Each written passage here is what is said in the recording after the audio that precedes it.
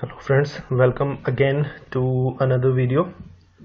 इस वीडियो को स्टार्ट करने से पहले मैं जो स्टूडेंट्स न्यू इस वीडियो को देख रहे हैं उनको मैं सलाह दूंगा कि इस सेट की जिस सेट से मैं क्वेश्चंस करा रहा हूँ इसके पहले ग्रामर के कुछ क्वेश्चंस 10 के अराउंड क्वेश्चंस मैं फर्स्ट वीडियो में करा चुका हूँ और कुछ इंस्ट्रक्शंस भी उस वीडियो में दिए हुए हैं, तो मैं उन्हें सलाह दूंगा कि जा करके इस लिस्ट की पहली वीडियो ज़रूर देखें। तो चलिए आज की टेस्ट सीरीज शुरू करते हैं। जो स्टूडेंट्स पहली वीडियो देख चुके हैं तो वो अपना पेपर पेन लेकर के हमेशा की तरह बैठ जाइए और टेस्ट स्टार्ट करते हैं आपका आज के 10 सेंटेंस का। और बाद में मुझे कमेंट बॉक्स में लिख करके ज़रूर बताइएगा कि किसके कितने मार्क्स आए। ठीक है, चलिए पहला सेंटेंस पढ़ते हैं। ये एरर्स हैं और इसमें ब्लैंक 5 एरर्स 5 ब्लैंक्स कराऊंगा। इसमें दोनों ग्रामर का पोर्शन ही है, तो देखते हैं। चलिए, first sentence is given, that is I really do regret not to learn to play the violin when I had so many opportunities to learn and practice in school. Sentence है I really do regret, मुझे वास्तव में बहुत ज़्यादा पछतावा है not to learn to play the violin, violin बजाना न सीखने का।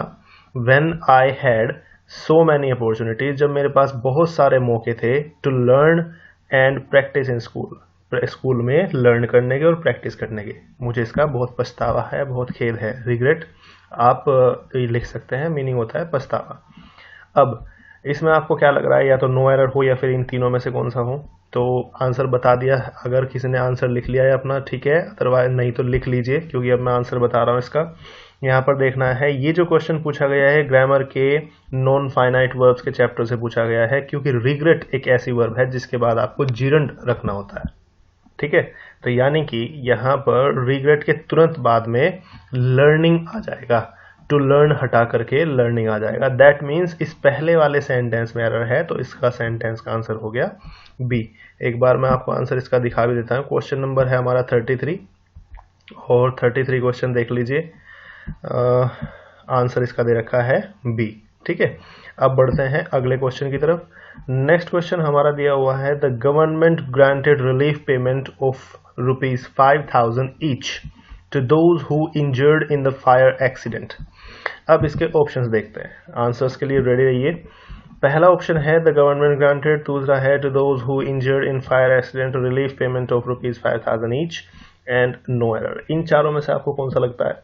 आप आंसर लिख दीजिए फटाफट से, फिर मैं बता देता हूँ। तो चलिए डिस्कस करते हैं इसका आंसर। आपको ध्यान रखना है, पहले मैं हिंदी देख देता हूँ। The government granted relief payment, government ने एक रिलीफ पेमेंट, एक राहत पहुंचाने वाली पेमेंट ग्रांट की, प्रदान की, ऑफ ₹5,000 ईच, 5,000 रुपए की प्रत्येक को, टू दोज, उनको, who injured in the fire accident, जो फायर एक्सीडेंट में इंजर हो गए थे, यानी कि घायल हो गए थे। अब यहाँ पर ध्यान से देखिए, हु और इंजर्ड, यहाँ पर सेकंड फॉर्म दी हुई है इंजर की। इट मीन्स ये पास्ट इंडेफिनिट का टेंस है। लेकिन अगर मैं सब्जेक्ट के तुरंत बाद में वर्ब की सेकंड फॉर्म रख दूं, इसका मतलब ये बंदा कार्य कर रहा है, जबकि एक्चुअल में कार्य किसने किया? फायर एक्सीडेंट ने या किसी सिचुएशन ने, और इसके साथ घटना हुई है। दोज हु, यानी कि इनके साथ में घटना हुई है, यानी कि ये सेंटेंस के ऑब्जेक्ट हुए। जब भी सेंटेंस के शुरुआत में ऑब्जेक्ट आ जाए, दोज हु, इनके साथ कार्य हो रहा है, दैट मीन्स यहाँ पर हम एक्टिव वॉइस पुट नहीं कर सकते, हमें यहाँ पर पैसिव वॉइस लगानी होगी।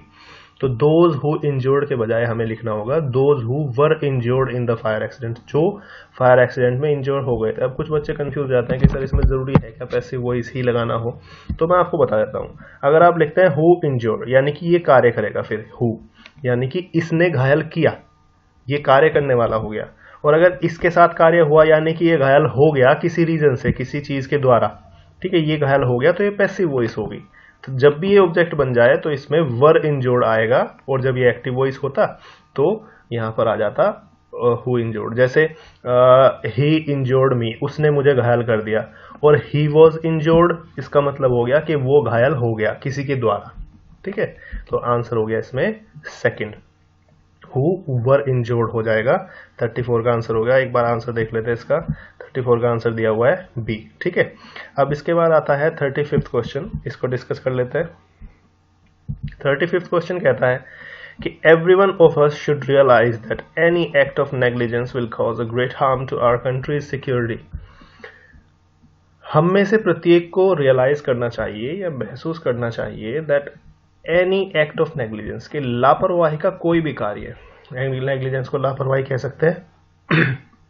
Will cause a great harm, ये बहुत नुकसान कर सकता है टू आवर कंट्रीज सिक्योरिटी, हमारी कंट्री की सिक्योरिटी को। देखो सीधा सीधा सा आंसर है, आंसर लगा दो पहले और वीडियो पोस्ट करके भी कर सकते हो, फिर मैं आंसर बता रहा हूं। इसका आंसर है कंट्री की सिक्योरिटी से, यानी कि चैप्टर पहचानो कौन से चैप्टर से दिया हुआ है। एक्चुअल में ये नाउन से दिया हुआ है और नाउन के पोजेसिव केस से। कंट्री की सिक्योरिटी यानी कि देश की सुरक्षा। अब ये कीवर्ड जो आता है ये खाली एस से आता है या अपोस्ट्रोफी एस से, ठीक है, पहचान गए। तो यहां पर कंट्री में एस की जगह पे अपोस्ट्रोफी एस आएगा, जो कि हमें चौथे ऑप्शन में दिया हुआ है। क्लियर हुए। अब इसने क्या हुआ है, इसने क्या किया हुआ है आंसर में 35 में क्वेश्चन मार्क दिया हुआ है। कोई बात नहीं, आप परेशान ना हो इस बात से, कभी कभी बुक राइटर्स भी कंफ्यूज रहते हैं। तो मेरा कहना ये होगा कि आप कंट्री का सीधा सीधा एरर जो यहाँ पर दिख रहा है, कंट्री की सिक्योरिटी, उसको आंसर लगाइए, ठीक है। तो इसका आंसर हो गया डी। अब इसके बाद आता है I shall look forward to being with you some time next year. मैं तुम्हारे साथ होने की या तुम्हारे पास आने की राह देखूंगा। लुक फॉरवर्ड टू एक फिक्स फ्रेज होता है जिसका मतलब होता है बेसब्री से राह देखना या इंतजार करना किसी का। मीनिंग लिख लीजिए, लुक फॉरवर्ड टू बेसब्री से राह देखना या इंतजार करना। और इसके बाद में हमेशा जीरंड आता है, नॉन फाइनाइट का एक पार्ट है ये जीरंड, नॉन फाइनाइट वर्ब्स का। तो इसके बाद हमेशा बीइंग आता है। तो यहाँ पर ग्रामेटिकल रूल्स के अकॉर्डिंग सब कुछ सही है। शैल के बाद फर्स्ट फॉर्म आ रही है और लुक फॉरवर्ड टू के बाद में ING आ रहा है, विद आ रहा है, विद यू, है ना, some time next year, time वगैरह सब बाद में दिया हुआ है। तो इस सेंटेंस में कोई एरर नहीं है। दैट मीन्स इसमें हमें 36 क्वेश्चन में फोर्थ पार्ट चुनना है जिसमें नो एरर दिया हुआ है। एक बार आंसर देख लेते हैं इसका। 36 क्वेश्चन जो है इसका आंसर दिया हुआ है, ये देखिए डी, ठीक है ना, 36 का डी दिया हुआ है। अब बात कर लेते हैं 35 क्वेश्चन की, सॉरी 37 क्वेश्चन की। ये लास्ट क्वेश्चन है इसका एरर्स का, फिर उसके बाद हम ब्लैंक्स पर चलेंगे। तो देख लेते हैं फर्स्ट सेंटेंस, सॉरी, बाय मई नेक्स्ट ईयर, अगली मई तक, अगले साल तक, अगले साल की मई तक, कुछ भी बोल लीजिए जो भी आपको हिंदी ठीक लगे। अगले साल के मई के महीने तक I have been working in this college, मैं इस कॉलेज में कार्य कर रहा हूं फॉर 20 ईयर्स, 20 साल से। यानी कि अगला महीने की जब मई आएगी तो मैं इस कॉलेज में 20 साल से कार्य कर रहा हूं या कार्य कर रहा हूँगा। सीधी सी बात है। अगले साल की मई तक, बाय प्लस फ्यूचर का टाइम जो आ रहा है आप सीधा सा जानते हैं, टेंस का बिल्कुल सिंपल एरर दिया हुआ है। अगर किसी बच्चे को टेंस भी आता है तो वो भी इस एरर को पकड़ सकता है। तो अगले साल की मई तक मैं 20 सालों से इस कॉलेज में कार्य कर रहा हूँगा। तो रहा हूँगा प्लस सिंस या फोर प्लस टाइम, सिंस या फोर आ रहा है और फिर उसके बाद टाइम आ रहा है और रहा होगा का सेंस आ रहा है, यानी कि फ्यूचर है। तो फ्यूचर के साथ जब सिंस या फोर प्लस टाइम आ जाए कंटिन्यूटी में तो फ्यूचर परफेक्ट कंटिन्यूस हो गया। दैट मीन्स यहाँ पर विल या shall plus have plus been plus ING, यानी कि I will have been working, ये इस सेंटेंस का आंसर हो जाएगा। यानी कि आपको हैव से जस्ट पहले विल लगाना होगा। सिंपल फ्यूचर परफेक्ट कंटिन्यूस का रूल है, कोई ज्यादा डीप एरर नहीं पूछा हुआ है, ठीक है। अब इसके बाद जो नेक्स्ट क्वेश्चन है, यहाँ पर जो अगला पोर्शन है वो तो दिया हुआ है हमसे carefully and choose the best answer, ये सब दिया हुआ है, अलग पोर्शन हो गया ये। अब इसके बाद आता है पैसेज के कॉम्प्रिहेंशन टेस्ट हो गया ये। अब हम आते हैं 43 क्वेश्चन पे। 43 क्वेश्चन क्या है, इसमें मैंने 3 सेक्शन दिखाए थे पिछली वीडियो में आपको, मैं फिर से कह रहा हूँ जिन बच्चों को नहीं पता है वो पिछली वीडियो एक बार जा करके देख लीजिए। तो इसमें 43rd क्वेश्चन पे हम आ जाते हैं। 43rd क्वेश्चन फिर से हमारा ब्लैंक का आ गया, ये भी ग्रामर का पोर्शन है। मैंने आपको पहले बताया था कि 3 सेक्शन होते हैं, एक सेंटेंस इंप्रूवमेंट, एक एरर्स जो अभी किए हमने 5, और एक ब्लैंक। तो ये भी 5 इस सेट में दिए हुए हैं। तो चलिए 43 to 47 ये क्वेश्चंस हैं, इनको सोल्व करते हैं। आंसर्स देखते हैं कौन कितने अच्छे से आंसर दे पाते हैं। चलिए पहला क्वेश्चन, ही वेंट देयर, वह वहां गया। सिंपल फ्रेज है, जानते भी होंगे। He went there with foot, by foot, walking on foot या ऑन फुट। सिंपल फ्रेज है, जानते होंगे सभी। He went there on foot, वह वहां पैदल चल कर गया, ठीक है ना। He went there on foot, ये इसका सीधा सा आंसर हो गया।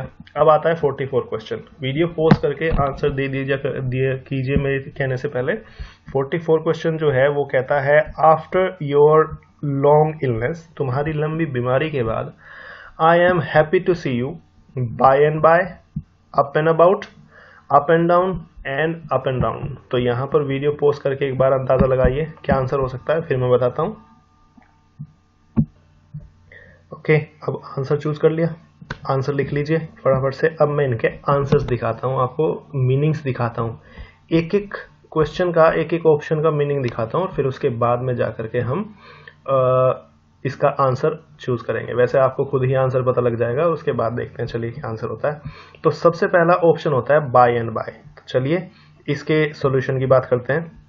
सबसे पहले इसकी हिंदी देख लेते हैं। ये देखिए बाय एंड बाय की हिंदी, इसमें साफ साफ लिखा हुआ है बिफोर लॉन्ग और इवेंचुअली। इवेंचुअली के और सिनोनिम देख लीजिए, eventually, ultimately, finally, in the and, जिनका इन मीनिंग से काम चल रहा है, ठीक है।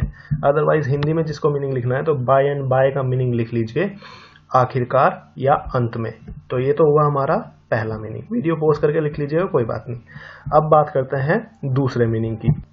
दूसरा जो ऑप्शन हमें दिया हुआ है वो है अप एंड अबाउट। चलिए अब इस अप एंड अबाउट का मीनिंग देख लेते हैं। ये देखिए, नो लॉन्गर इन बेड, यानी कि अब आपको बेड पर ज्यादा देर और नहीं रहना पड़ रहा है।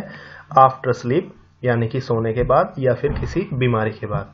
तो अप एंड अबाउट का आप हिंदी मीनिंग लिख सकते हैं, और ये होगा बीमारी के बाद पुनः सक्रिय होना, बीमारी के बाद पुनः एक्टिव होना, ठीक है। या फिर ये भी लिख सकते हैं no longer in bed after sleep और एन इलनेस। वीडियो को पॉज करके या रिवाइंड करके आप देख सकते हैं, अगर आपको मीनिंग समझ में नहीं आ रहा है तो दोबारा से देख लीजिएगा। अब बढ़ते हैं नेक्स्ट ऑप्शन की तरफ।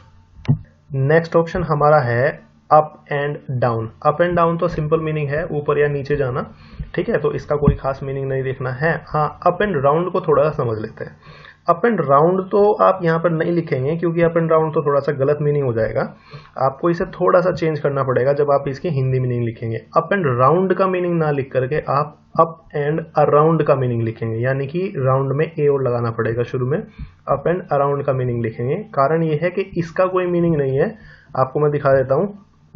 ये भी उसकी तरह से एक आइडियम फ्रेज ही है, अप एंड अबाउट की तरह से ही अप एंड अराउंड भी, बस थोड़ा सा डिफरेंस है कि यहाँ पर जो इसका मीनिंग होता है out of bed and doing things, यानी कि बेड से उठ जाना और कार्य करने लगना, ये इसका मीनिंग हो जाएगा।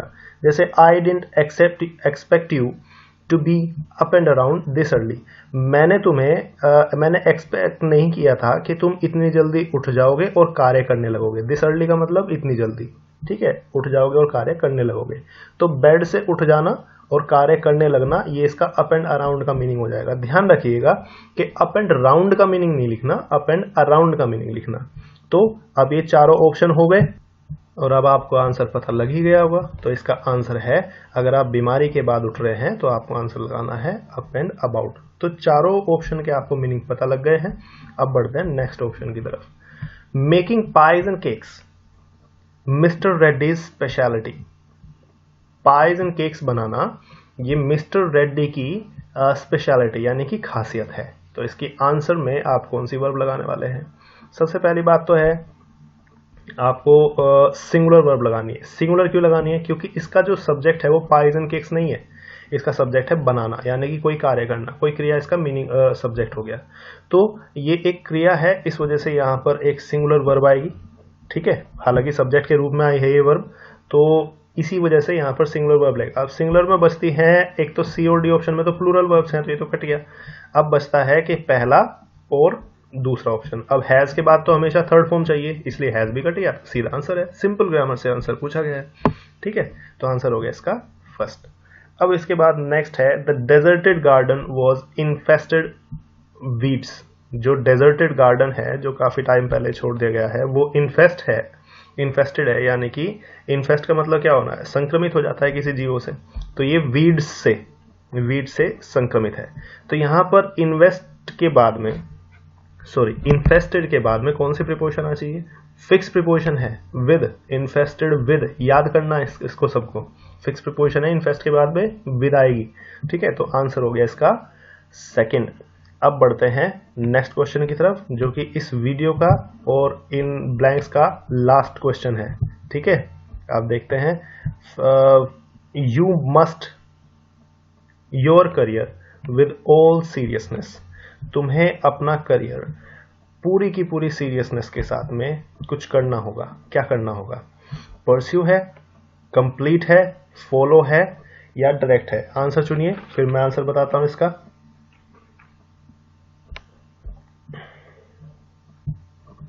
चलिए पहले ऑप्शन की हिंदी बता देता हूं मैं। आंसर चूज कर लिया ना?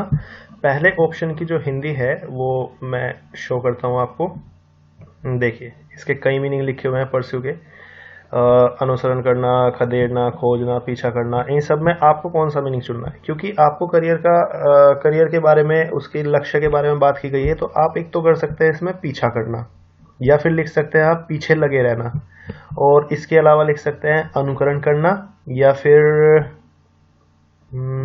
लक्ष्य रखना। नहीं, यही काफी है, पीछा करना या पीछे लगे रहना या अनुकरण करना, ये 2 से 3 मीनिंग इसके लिए काफी रहेंगे। अब आता है नेक्स्ट ऑप्शन। नेक्स्ट ऑप्शन है कंप्लीट करना होगा, टारगेट, करियर, लक्ष्य कुछ भी हो, इसको कंप्लीट करना होगा पूरी सीरियसनेस के साथ में, या फॉलो करना होगा, या फिर डायरेक्ट करना होगा। तो सीधी सी बात है, आपको चारों की हिंदी मीनिंग पता लगी गई और आपको अब आंसर भी पता लग गया होगा। तो क्वेश्चन का आंसर है ए। तो अब आपको मैंने 10 क्वेश्चन इस वीडियो में भी करा दिए हैं। इसी क्वेश्चन के साथ में ये वीडियो भी फिनिश हुई है। 3 क्वेश्चन है, 3 टाइप के क्वेश्चन हैं, एक तो इम्प्रूवमेंट, एक एरर्स और एक ब्लैंक्स। ये तीनों ही टाइप के क्वेश्चन प्योर ग्रामर है।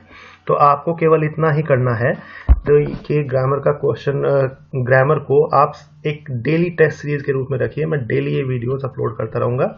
आज के लिए इतना ही, और अगर आपको कोई और क्वेरी है तो आप मुझे ईमेल कर सकते हैं मेरी ईमेल आईडी पर। ईमेल आईडी मैंने आपको लास्ट वीडियो में बताई है, और ईमेल आईडी है strangecompetitiveworld@gmail.com, और दूसरी है thepowerfulbeing@gmail.com। ये 2 ईमेल आईडी हैं। और गाइस, 10 क्वेश्चन हमने इस वीडियो में किए हैं, और मुझे कमेंट बॉक्स में लिख करके ज़रूर बताइए कि आपके कितने मार्क्स आए हैं, ठीक है। मेरे क्वेश्चन का आंसर बताने से पहले आप अपना आंसर कॉपी में ज़रूर लिखा कीजिए। तो आज के लिए वीडियो में इतना ही, मिलते हैं नेक्स्ट वीडियो में कल। Okay, till then take good care of yourselves.